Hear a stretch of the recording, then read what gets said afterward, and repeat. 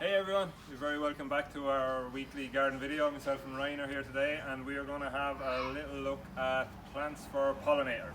So pollinators are like basically bees, honeybees, wasps, like solitary bees, and then there's other pollinators as well, like bigger mammals like birds and stuff can be classed as pollinators. But we're, I suppose, effectively focused on bees, wasps, honeybees. So there's lots of different plants that you can use to put in your garden, and it sort of helps them, it feeds them basically effectively. So I'm just going to have a quick look at a few plants. I've got a few bits here. So stuff like the echinacea, generally they love anything with one big open flower. So like the echinacea will come out like this. They love the gerbera as well, it's the same. Nice big open flower, and this is basically, in here is where your nectar and pollen is, just in this area, and they like to be able to get in there and get right in, and it's easy for them to get. They also like stuff like foxgloves, which is a little bit harder, but they like going in there and sort of hiding in there, and they can work away in there with no other predators coming near them. They love lavender as well. They particularly like lavender because they like the colour purple.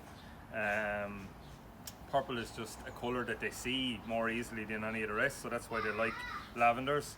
And they also like lupins as well. Again, this lupin hasn't fully opened out yet, but when it pops out, again, it's very easy for them to get the lavender. Again, that's a purple one.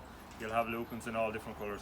So, oh, and sorry, this one here, this is a Weigelia, because most of these are sort of perennials. This is actually a shrub, so it'll be there all year round for them. And again, this is a flowering shrub, so they love them as well.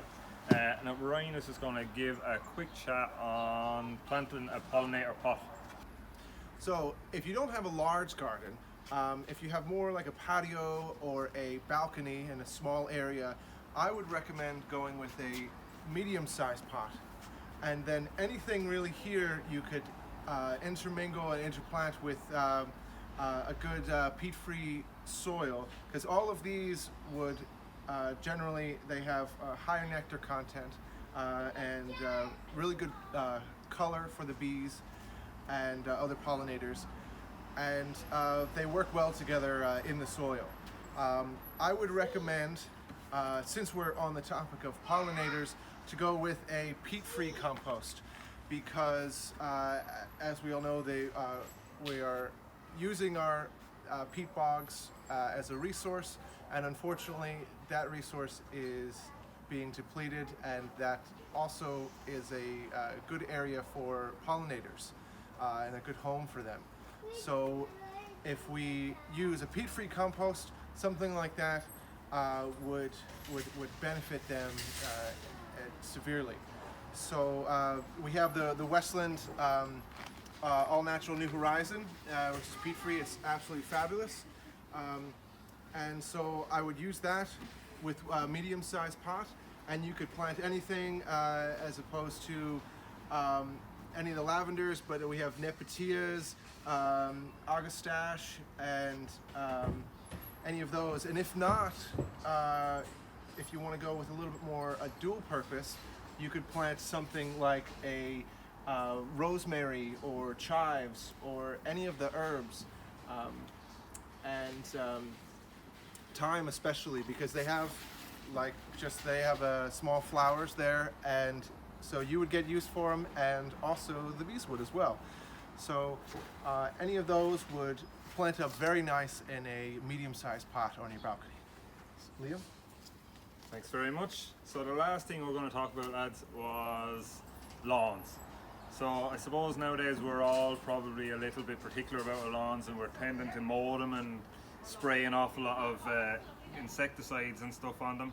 But your lawn is actually very beneficial to pollinators, and I've got just some little stuff here. Let's see how good Becky is on our camera. If you see there, so you got white clover and buttercups. So white clover and buttercups for pollinators, they're sort of like their bread and butter. It's just a really easy food source.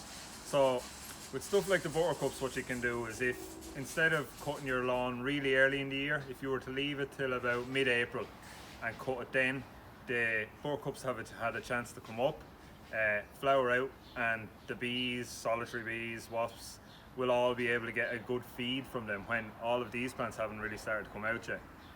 And the clover is another really important one. So basically, if you if you see it, sometimes maybe you miss a couple of mows on your lawn and it gets a little bit long, you'll see white clover will generally creep in. And white clover is full of nectar, it's full of pollen, and they love it. It's really, really good. So basically what we would say is, if you were to, instead of cutting it every 2 weeks, if you were to leave it out to 3 to 4, give the clover a chance to come out, then that's just another sort of effectively a free food source for them. So it's brilliant. You can't really overrate how important that is. So that's where we're going to leave it for today. If anyone has any questions, drop them into us, and we will see you next week. Thanks.